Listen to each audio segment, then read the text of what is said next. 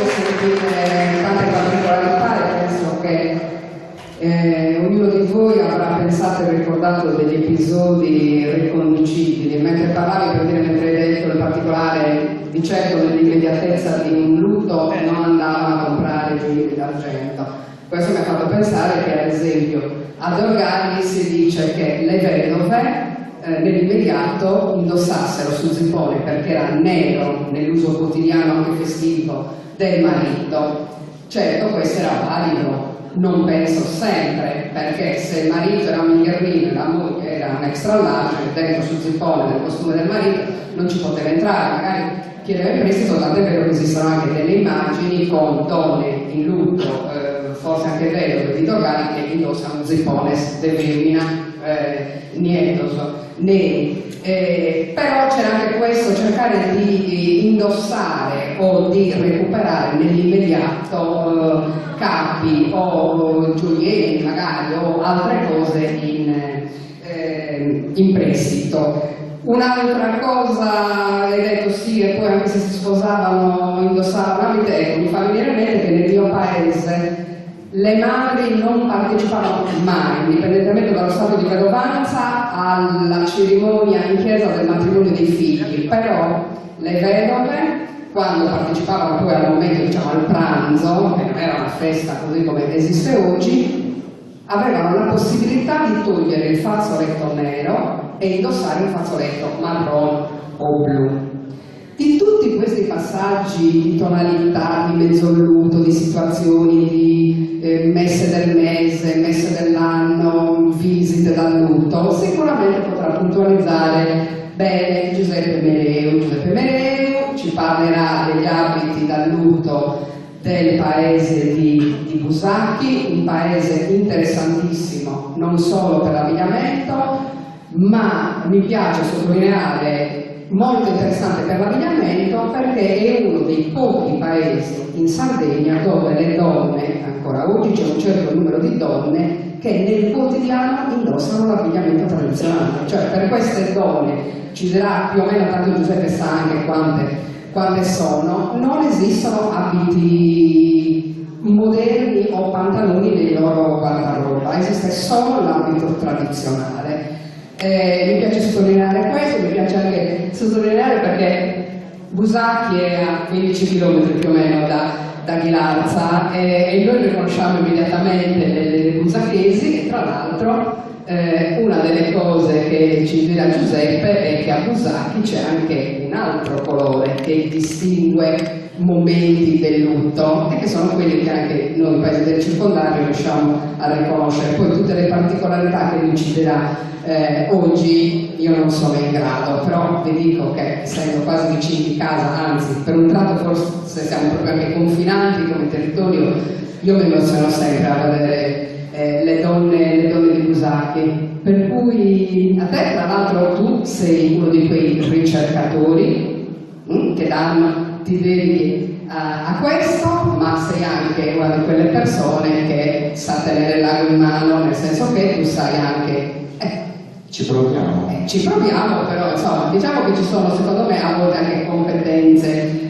maggiori quando uno sa riconoscere una cucitura di un certo tipo, un'altra, un taglio, un uso su un tipo di tessuto che. Per cui a te la parola per raccontarci di Busacchi. Allora, grazie Marinella, grazie innanzitutto a Oscar e a tutta l'associazione Sant'Andrea di Gonnesa che mi ha dato appunto l'onore di essere qui presente e di presentare un argomento che a me personalmente ha sempre toccato sin da quando ero bambino, proprio perché mia nonna paterna era sempre in lutto e vedevo uno di quei colori di cui dopo vi parlerò, e che è un colore che non è prettamente busacchese, mi riferisco all'arancione, che è un colore che per molti paesi potrebbe essere un pochino stonato se abbinato appunto al lutto, ma invece tocca Busacchi in quanto paese diciamo del Baricato, ma anche molti centri del Mandronisario, tocca appunto Sorgo, tocca Zara,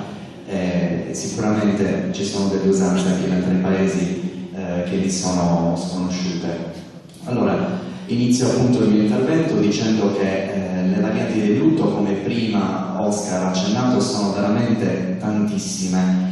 A Busacchi appunto abbiamo ancora la fortuna di avere donne che lo indossano, donne quindi che sono depositarie del sapere e che quindi mi hanno dato libero accesso a queste preziosissime informazioni e sono entrato appunto a conoscenza di un mondo dove per ogni occasione che vagamente poteva avvicinarsi alla questione del lutto vi era un dettaglio, un particolare, un colore, un'usanza diversa. Anni fa ad un congresso, insomma ad una situazione come questa a Silanus, portai 7 varianti diverse, le censite da me sono all'incirca 9-10, però le più rappresentative sono qui oggi. Ho vestito 3 ragazze alle quali prego di entrare, che ci daranno modo appunto di vedere insomma il lutto stretto, il mezzo lutto e una particolarità del lutto.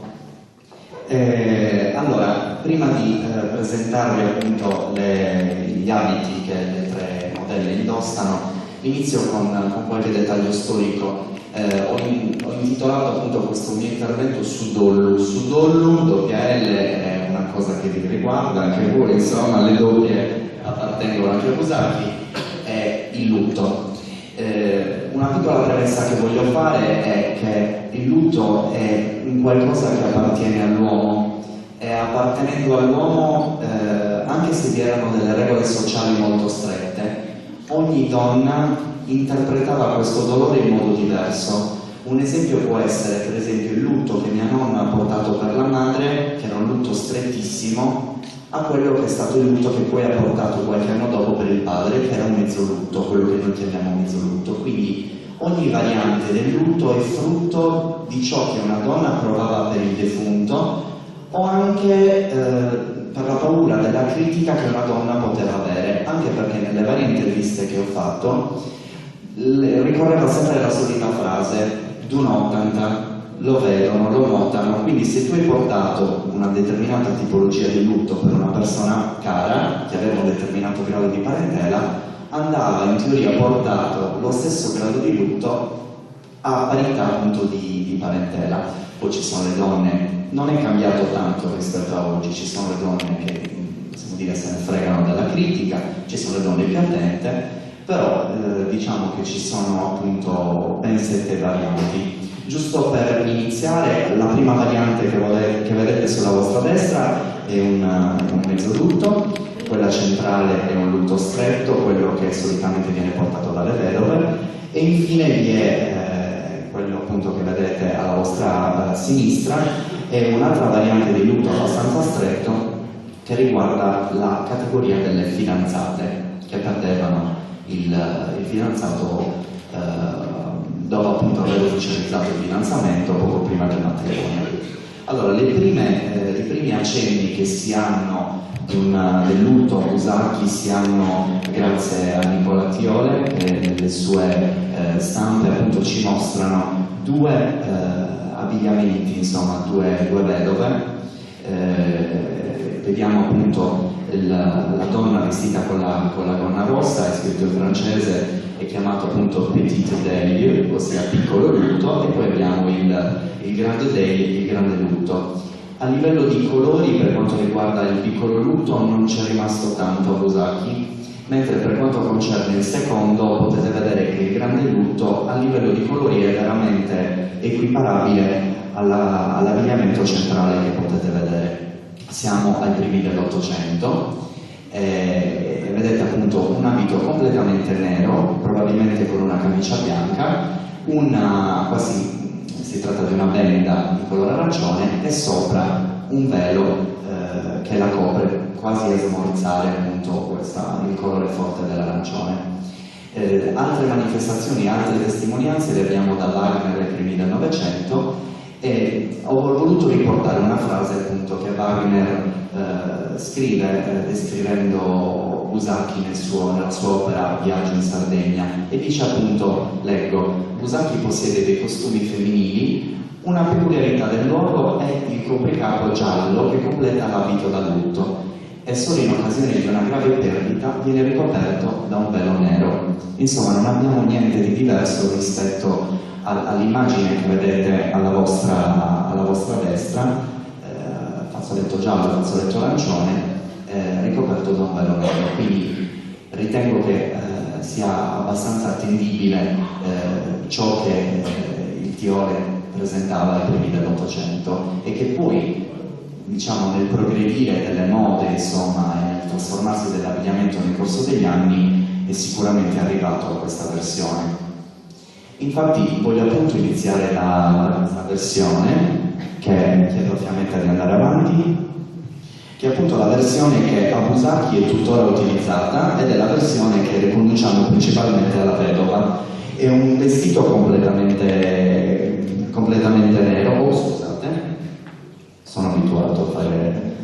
È un vestito, come vedete, completamente nero, la gonna, ci possiamo girare, è completamente plissata. Questa è una gonna originale in orlaccio della prima metà del Novecento, è priva di qualsiasi passamaneria. Per chi ha un attimo di conoscenze sull'abbigliamento di Busacchi sa che le gonne di Busacchi hanno delle passamanerie, anche abbastanza. Questa è priva, il grembiule è nero, il gippone è nero, la camicia è bianca, sotto abbiamo appunto la particolarità del fazzoletto arancione. Anche questo è un fazzoletto originale, anticamente naturalmente non si trovava la stoffa direttamente arancione, ma tutte le stoffe venivano tinte in casa e il colore appunto ci dice qual è stato il materiale utilizzato per tingere il fazzoletto, è appunto lo zafferano. Poi successivamente sono arrivate le stoffe colorate in modo industriale e si acquistano, tuttora le donne vestite in lutto che portano questa variante acquistano la stoffa, però i più antichi venivano appunto tinti. A smorzare ancora di più e a rendere più grave appunto l'abbigliamento del lutto vi era un grembiule da testa chiamato parenanti e a montare, quindi il grembiule che copriva la sagoma, che si lega in vite, si rigira poi sul capo e si blocca sulla testa e che crea appunto questo effetto. È una versione appunto che negli anni ha avuto sicuramente delle modifiche. Ci sono appunto, e dopo vi illustrerò qualche foto, chiedo a Fiammetta magari se può fare una passerella in modo che possiate notarlo. Sono delle varianti che negli anni hanno ricevuto delle modifiche, perché comunque il costume, quindi l'abbigliamento tradizionale, come l'abbigliamento moderno, assecondava e seguiva delle mode. E c'è anche da dire un'altra cosa, la concezione, la pesantezza che si dà al lutto oggi è sicuramente diversa rispetto a quella che si dava nell'Ottocento e primi del Novecento. E l'abbigliamento non è altro che lo specchio di quello che siamo noi, dell'importanza che noi diamo al lutto e quindi a tutte quelle regole di chiusura in casa, di utilizzo di colori appunto tendenzialmente in nero, che appunto andrebbero abbinati al lutto. Qui propongo appunto un'altra fotografia di Alessandro Spiga, dove appunto si vede perfettamente il fazzoletto arancione, e fino a qualche anno fa era appunto vietato per appunto le regole sociali,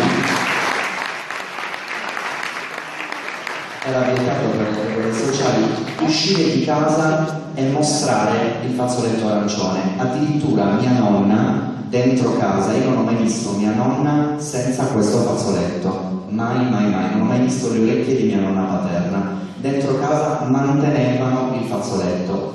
Propongo infatti dopo delle foto, diciamo, domestiche. In questa fotografia che vedete ci sono due donne, una col mezzo lutto, che è quella alla vostra destra, e una con il lutto alla vostra sinistra, che stanno appunto preparando il forno per poter fare il pane e che non si disfano del gippone. A Busacchi il gippone è un capo in più, si indossa veramente pochissimo e indossare il gippone in casa è scomodo in quanto le donne non sono abituate a usarlo. In questa foto vediamo appunto una foto all'incirca del 1960, si vede appunto che in un'occasione di possiamo definire domestica, di panificazione, la donna si permette di togliersi il fazzoletto arancione, è veramente una rarità. Infatti vediamo nella foto successiva, è una foto proprio del lavoro in campagna, vediamo appunto la donna, quella quella appunto che vedete col gippone nero, che nonostante appunto il lavoro mantiene, è una foto di posa, quindi probabilmente l'ha messo appunto per questa motivazione,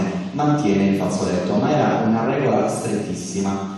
E in quest'altra cartolina vedete appunto in alto due donne, anche queste venditrici di lino e probabilmente anche d'orbace. Anche loro appunto sono completamente coperte. Quando si usciva fuori di casa la donna doveva mostrare diciamo a livello di pelle, di visibilità di pelle, il minor numero possibile appunto di visibilità del proprio corpo e delle proprie fattezze. A livello appunto di lutto, il lutto naturalmente abbracciava anche l'infanzia, quindi abbracciava anche le bambine. E infatti se vedete in questa foto di classe abbiamo alcune bambine, per esempio questa in alto, insomma sono riconoscibili dal fatto che alle bambine invece veniva dato un fazzoletto nero, un copricapo nero. E anche nella foto successiva, come potete vedere, ci sono alcune bambine come quest'altra, tutte quelle che vedete che non hanno il fazzoletto bianco ma ce l'hanno nero, sono tutte bambine che erano state toccate all'interno della propria famiglia da un lutto, quindi toccava anche l'infanzia. Come dicevo prima, l'abbigliamento è una questione di moda, quindi nella foto successiva presento due vedove, una vedova negli anni 2000 e una vedova all'incirca tra il 1930 e il 1940. Vi basta guardare la lunghezza della gonna per farvi capire quanto dovesse essere coperta prima la vedova e quanto invece adesso mostrare le gambe, mostrare la caviglia non è più un simbolo di frivolezza, un simbolo di mancanza di rispetto nei confronti del defunto. E un'altra cosa è anche la calza di nylon nera, perché ricordiamoci che ogni abbigliamento va abbinato a degli accessori a seconda dell'epoca storica in cui questo abbigliamento si trova. Abusati di questa variante, questa donna è morta circa 3 anni fa, indossava quest'abito e naturalmente indossava le calze di nylon e non le calze di cotone o di lana fatte ai ferri, aveva un cellulare, aveva un orologio, quindi insomma l'abbigliamento si evolve come si evolve l'essere umano, come si evolve la moda occidentale. Abbiamo qua un'altra foto di Hugo Bellis del 1927, si vede appunto la lunghezza della gonna che è lunghissima, quasi tocca terra, e tornando indietro guardate invece la foto della signora, si vede non solo la caviglia ma anche buona parte dello stinco. Andando avanti appunto, questa è una foto invece dei primi del Novecento ed è una vedova come si presentava appunto quando le poche volte in cui le era consentito uscire di casa, per uscire di casa. Come vedete la camicia non si vede perché si aveva usanza appunto ai primi del Novecento fermare appunto quello che ho chiamato subarrianti a montare, il grembiule da testa che copriva, con uno spillo. Infatti molte donne mi hanno riferito fudi a agu inguturu, aveva l'ago nella gola, significava che chiudeva il grembiule da testa a livello della gola per non consentire al bianco della camicia di essere mostrato, proprio per smorzare del tutto i colori. E un'altra usanza che abbiamo riscontrato in molti centri dell'isola e si vede in questa foto che vi presento, era un'usanza di attenuare il bianco della camicia in diversi modi. Uno di questi modi era appunto, mi è stato riportato nei momenti in cui non vi erano i fornelli in casa, non vi era il gas, eccetera, eccetera, e si mettevano le pentole e le padelle direttamente sul fuoco, sporcare con la parte sottostante della pentola e della padella la camicia per far sì che quel bianco venisse smorzato. Non solo, veniva lasciata sotto il fumo affinché venisse ingiallita, non veniva lavata affinché si sporcasse, proprio per sacrificare quei capi d'abbigliamento e rendere anch'essi insomma partecipi al lutto, possiamo dire. Presento subito dopo un'altra foto, questa è una foto proprio di una famiglia benestante di Busacchi, vediamo foto di posa, naturalmente l'abbigliamento è assolutamente completo.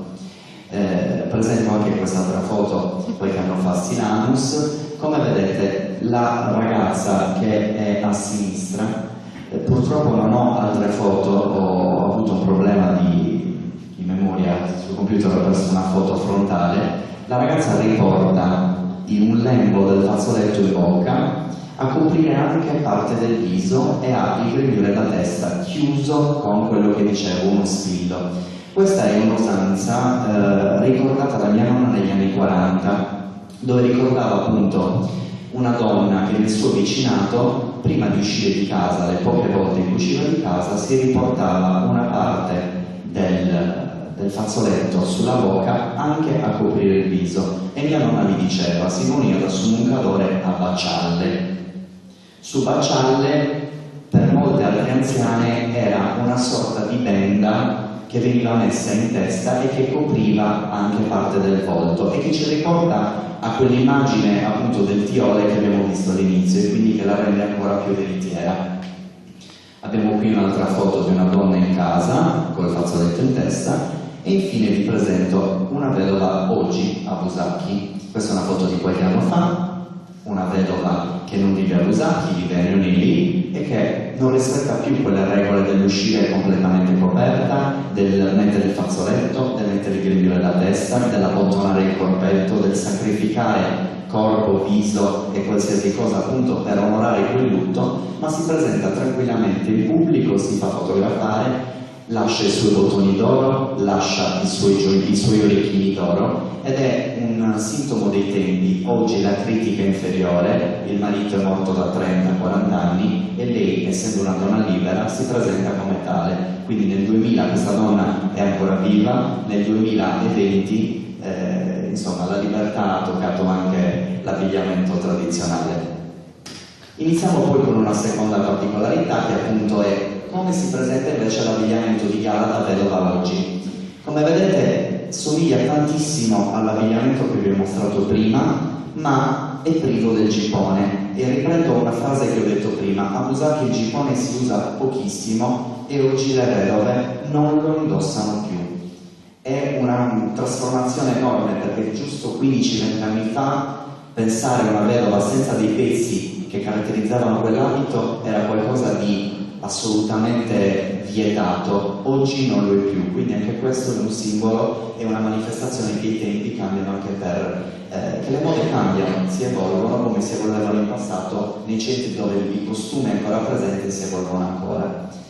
E questa foggia che vediamo, una signora che lo indossa tutti i giorni, che oggi ha smesso l'abito, però quando ha indossato l'abito in questa occasione lo indossava, è anche una foggia del mezzolutto. Ed è una foggia del mezzolutto che veniva utilizzata solitamente dalle donne che perdevano il padre o la madre, o che perdevano un fratello, ma ripeto, era assolutamente a libera, concedetemi il termine, interpretazione, a libero sentimento. Ogni donna dava un peso al lutto diverso sulla base del rapporto che poteva avere col fratello, col familiare, insomma, che moriva. Ma il mezzolutto per antonomasia, quel che passo avanti, che come potete vedere a livello appunto di foggia somiglia tantissimo alla classica foggia busacchese come quella da vedova, priva di gippone, ed è il lutto che veniva indossato quando moriva un parente lontano, oppure quando si andava ad una visita al morto o ad un funerale. E mi correggo, si indossa, non si indossava, perché nel caso in cui dovesse capitare a Busacchi e vi è un funerale e vedete appunto il corteo funebre andare verso il cimitero, le donne sono sempre meno, ma le donne in costume dico, ma le donne che saranno in costume saranno vestite così, e non è altro che l'abito settimanale con una gonna che non comunica di girarsi, con qualche passamaneria, la balza, per balza intendo la parte più inferiore della gonna in semplice cotone nero, e abbiamo infine il grembiule girato dalla parte in cui in teoria non dovrebbe stare. E appunto questo girare gli abiti al contrario è un'altra similitudine che si incontra in tantissimi abiti da lutto di tutta la Sardegna. Chiedo a Monica di fare una passerella così potete ammirare il vestiario. Ripeto, è ed è una variante che è ancora che vive ancora a Busacchi. Naturalmente una variante che prevede ancora l'utilizzo di gioielli. Mi rifaccio a quello che ha detto prima Oscar. La vedova in origine doveva usare solo gioielli d'argento, da noi vi erano perché venivano utilizzati giornalmente, toglievano gli orecchini, toglievano la catenina, la fede rimaneva sempre, se qualora l'avessero, e i bottoni giornalieri erano comunque d'argento, quindi mettevano quelli. Ora comunque questa usanza non si usa più e comunque nel mezzolutto o nell'abbigliamento che si utilizza per andare ai funerali vengono mantenuti i gioielli d'oro, quindi bottoni d'oro, catenina d'oro. Naturalmente è un corredo di gioielli comunque abbastanza comunque semplice, a Busacchi i gioielli non sono mai troppi. E infine voglio presentare quest'altra variante che è quella che ha Noemi, che è una variante che è completamente decaduta negli anni 60. È la variante che veniva utilizzata, appunto, come dicevo prima, nel caso di lutto di fidanzato, nel caso in cui una donna perdeva il fidanzato poco prima appunto delle nozze. Presenta appunto la solita foggia classica, equiparabile a quelle che avete visto. Le sue particolarità sono un fazzoletto che è un fazzoletto di una tela grezza di cotone, quindi non è bianco ma tende al beige, quindi ricorda appunto l'arancione e il giallo del fazzoletto da lutto, e soprattutto il grembiule verde. Questo grembiule è l'unico pezzo che le modelle indossano che non è originale, che io ho rifatto, di cui non si trovano assolutamente originali in paese, proprio perché venendo meno il fatto che le donne utilizzassero il costume come abbigliamento quotidiano e quindi non c'erano più donne in costume giovani che perdevano il marito, non si indossava più questo costume e il nastro verde che orlava questi grembiuli veniva utilizzato per riparare altri pezzi. Io l'ho ricostruito grazie a un'intervista fatta a una signora che l'ha indossato, che è venuta a me qualche anno fa, che mi ha appunto veramente insegnato a fare questo grembiule, a mettere il nastro nel modo giusto, la colorazione del nastro, eccetera eccetera. Chiedo a Noemi magari di iniziare a fare la passerella. Ha iniziato appunto, mi ha insegnato tutto e aveva mantenuto all'interno di un suo cassetto un pezzo appunto di questo nastro e un pezzo anche del grembiule che era andato appunto, che si era rovinato, ed è appunto stato per me un enorme ritrovamento perché mi ha permesso appunto di dare al patrimonio busacchese degli abiti una variante che il 90% dei busacchesi non ricordava. C'è anche un'altra variante sempre con grembiule verde senza gippone, che invece veniva destinata nel caso in cui una donna abortisse o perdesse un parente molto stretto alla vigilia del matrimonio, o ancora perdesse un figlio in fasce o comunque in giovanissima età. Aggiungo giusto un'altra informazione e concludo il mio intervento. Non vi era mai, e questa è una cosa che mi ha impressionato tantissimo,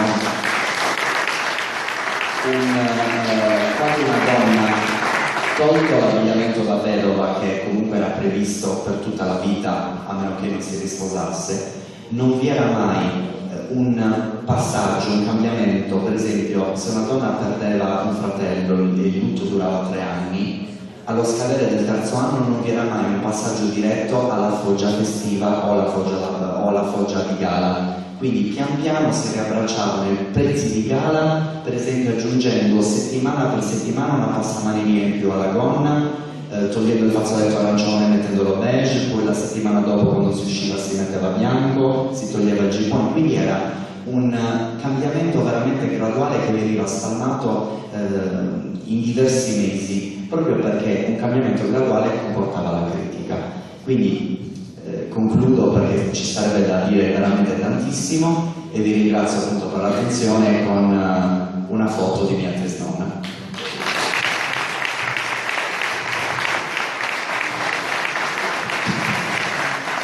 Grazie Giuseppe.